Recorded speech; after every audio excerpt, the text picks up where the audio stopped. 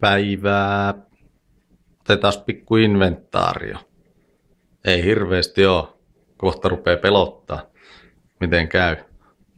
No, kai näillä weekendin pärjää, jos lainaisi jotain kuuluisuutta. Eli pari pötköähän sain tätä loistavaa LDtä, mitä tuossa testailinkin. Ja sitä nyt on vielä.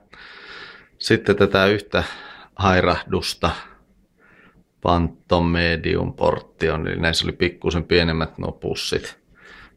Se oli silloin halpaa tuossa toukokuussa, niin sitä tuli jokunen pötkö otettua. Ja niitä nyt on yritellyt tuossa vähän käytellä. Ja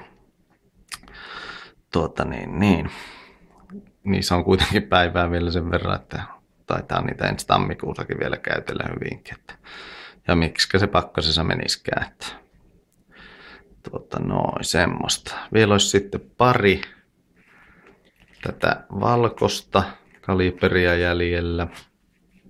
Ja sitten tätä erittäin paskaa offroadin lakritsia.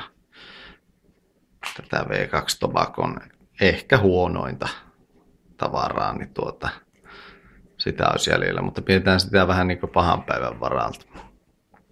Sitten tuossa jokunen aika sitten sain pötkön tätä ihan normaalia groovin löysää. Sitä on vielä puoli pötköä. Pidetään sitäkin vähän pahan päivän varalta. En jotenkin tykännytkään. Muistin, että olisi ollut vähän parempaa, mutta ei se kaksista kyllä ollut. Mutta sillä nyt pitäisi, että tossahan nyt on, mitäs tossa on, torni 2-3. Sitten siinä, no tommonen nelisen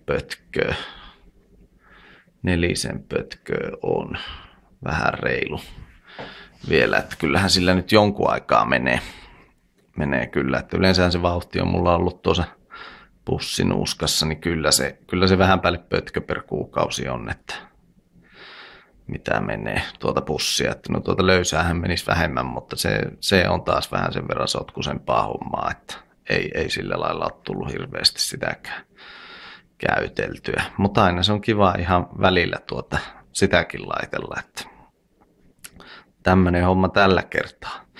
Ei siinä. Jatketaan harjoituksia.